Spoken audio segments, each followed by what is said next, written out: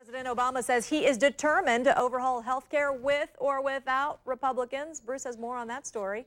Indeed we do, Stace. President Obama, fresh off a trip to Indiana, he gave an economic pep talk, if you will, and also announced funding for fuel-efficient vehicle research.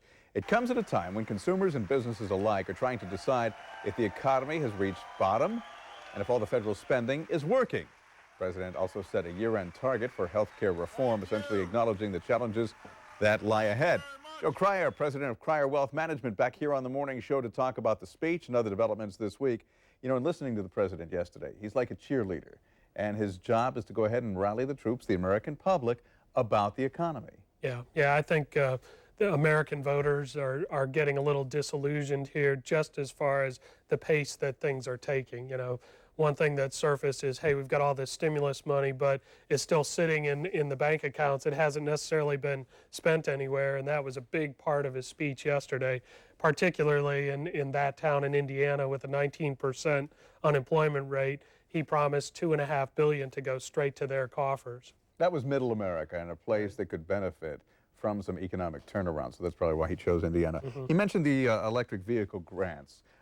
There's been a long push to have the auto industry come up with things that are more fuel efficient and money saving for the American public. Yeah, and it's a big part of getting this money into the economy and getting it to kind of support what he said all along here, you know, and the money it's allocated for mostly research on finding more efficient ways or batteries that can run longer within cars. And, you know, that little town in Indiana had a couple of plants that get right to it. But the point was, he was doing a couple of things. One, spending the money, getting it out there because people are saying, hey, the unemployment rate is still going up, and also moving forward on his sort of green theme here.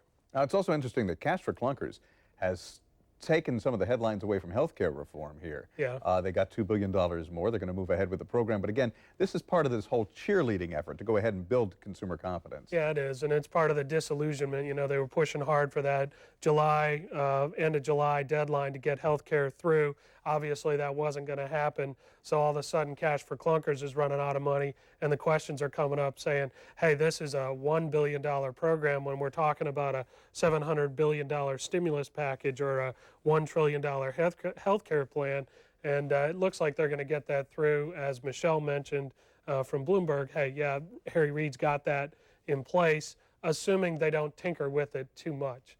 Now, it's been very successful. 300,000 cars so far, and that's how they're justifying spending $2 billion more. Yeah, and a lot of people are looking at this as a direct subsidy for the automakers. It sort of is.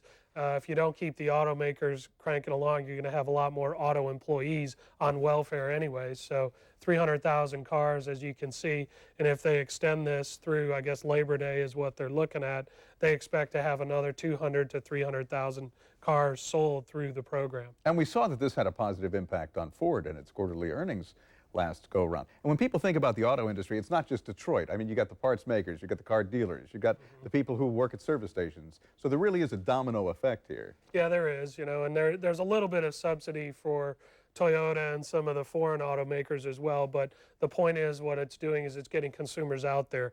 They're starting to think about spending again, and it's kind of a crucial time of year, you know, as we get into back to school season here. Consumers have to decide, hey, am I going to cocoon it and sit at home through the whole fall and holiday season, or am I going to spend money?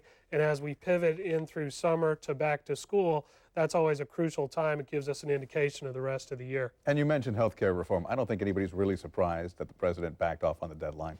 Yeah, it just, you know, I think he threw it out there. You and I spoke about this before. You ask for this much, hoping sometimes to get that much. And, you know, in this case, his deadline might be next summer, who knows, and he was going to be happy with the end of the year, so he asked for July, and that's just how politics works in Washington.